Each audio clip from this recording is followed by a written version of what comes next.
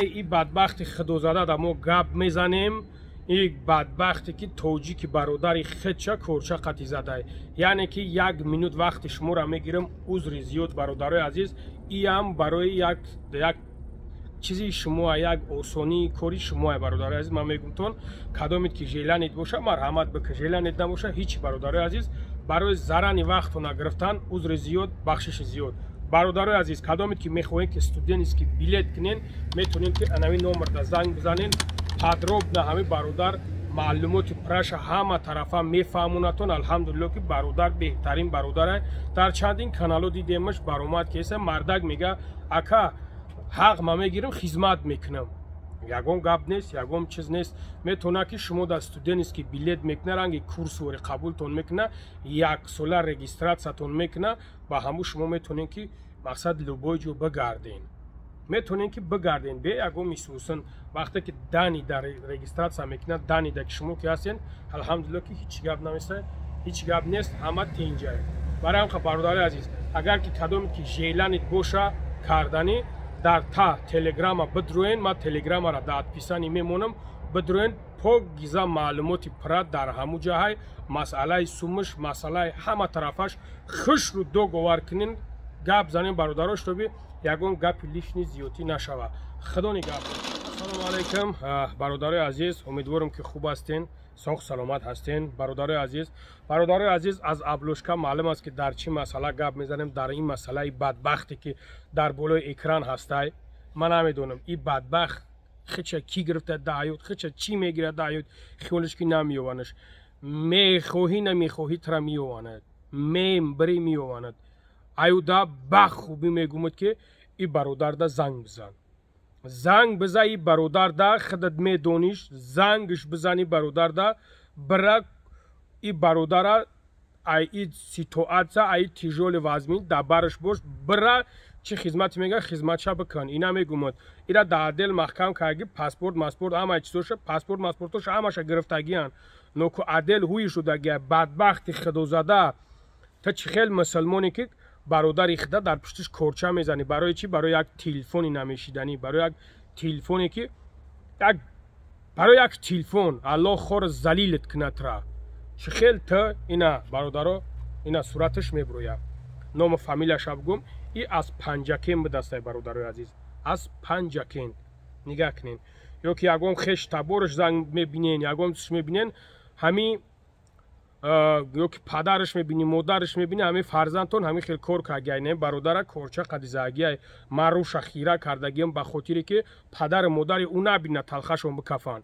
برای هم زنگ بزنین همه برادر ده، همه برادر بچه نمر پومر همش داج میدونم. در کار شما این میجا من نمرش میمونم، می نویسونم که نمره جبر دیده. زنگ بزنین همه برادر من نمیدونم مشکلی های همه را ببینین که یا که برقرار کنین یا که یگم چورش ببینین. پاسپورت همه را گرفتگی در نام به فرزند تو زیاولینی نویسندگی نیست. مردک انایی را میگن، انایی را مردک میگن که گفته ما توجیک خدمت مسلمانی خدمت من نمی نویسونم. نه نویسونده نو در برابر ننویسوندنش او را قپیدگی پاسپورت گرفتگیان.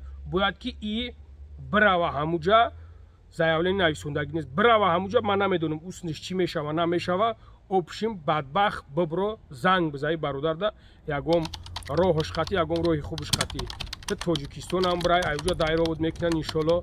تا کجای برای نه تا دایره بود میکنن. تا نمیتونی گریخته. تو کجا میتونی گریخته دیگه؟ کجا میگریزی؟ تا دیگه گریخته نمیتونی. برای هم خدر خوبی الله دستوی ترا قاق کنه. خداوند جوانی مرگت بکشه. پروردگار جوانی مرگت بکشه که تو چخیل مردک شدی. نام فامیلش ها گفتم میگم فراموش کردم. یورا من میخوام خیلی گپای بزنم نو متاسفانه با خود من میقپم. نگاه کنیم برادرای عزیز. نام فامیلش محمودو عبدو مبین. Абду Азизович. Ном, фамилия, отчестваш. Мой яги, мой 5993 аз шаҳри Туз будастаем. Барои бо мегӯмад худо ҷивони маргат бикушад рав. Бадбахт та нахо ки барои як телефон, барои як чиз хези бародари хита бизанӣ. Агар бизаниш дар ягом дилаш ё ки бизаниш дар ягом чишмаш бизана, як умр инвалидиш кунӣ. Худо тра бикушае. خدا ترا جوانی مرگت بکشه تو چخیل مردک شد. بچه تولد 93 خدا بزند چخیل تو مردک برای یک تلفن نمیتونی بشینی خیلی بگوی جورا دودر اکا برادر خیلی نمیخیل او سبحان الله اوخی یگم چیزی نشیده ای کو او یگم کوری سریوزی نیسته کو پد ولی یگم نمیدونم میلیونت نگفتن کو اوخی ولی یگم میلیون سوخته ای کو اوخی مو بگیم که خیلی میلیون برای میلیون فکر کرد که کمغل یک جو میومش خدا دستات قاق شود تو چخیل وجدانت تو مشقتی زدن نمیتونی تو میخیزی با کورچا میزنی این مردکی تو در همه جه های الله خورد نه تو مردک نیستی تو یک نمولک بدوز بگرد یک این روز اوس اگر نرای پیشش مجبور یک نمولک ببندی و یک کرتا بپوشی و یک ایزور بپوشی و بعد بگرده که نقپاند نشناساند میواند میخواهی نمیخواهی انشالله با هم رای خدا میواند الله خورد کنه انسان شه برا همین مردک زیاولنید نویسندگی نیست برا همین مردک های اوزادش کنه که شتو برا های پای کور برش برا برای برا ببین همین کورا خدا بزند بدبخت خدا نگهبان تون باشه برادرای عزیز در هر جایی که میبینین همین کورا را برادرها اول کوشش کنین که شتو به همین چیزو نرسه بیارین یک جا بشنونینش بفهمونینش بگو برادر در کار نیست شیده میکن بگیر شاید بچه برای 10-15 هزار بچه میلیون نیست که هر یک کار روی حل خودش داره لوبوی کار روی حل خودش داره برای اون قدر الله صبر بده من نمیدونم میورم ما چی بگم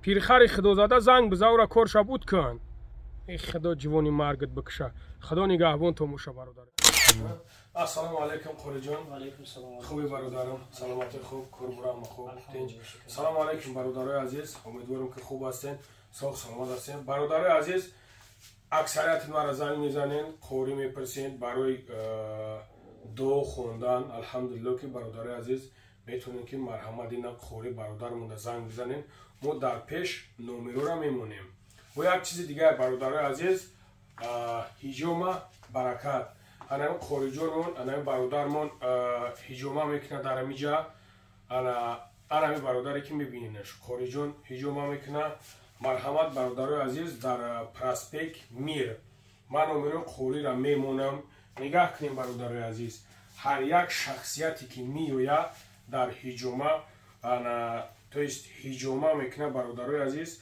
الحمدلله که انا میخیل جوی نموزو توفا کرده میشود قوری جان هیجوما نرخ چند سو نیسته؟ هیجوما 2000 یه میدروی بوچکه میدروی ماساژ او کشی همش نگاه که برادرای عزیز زایلی مساجت میکنه که خیلی مساج در یگون جو نیست گروه هم گیرمش یانگا و خیلی مساج نمیکنه با تمام خویدهش خیلی هست انا خیلی جوی نماز پدرکه کرده میشه برادرای عزیز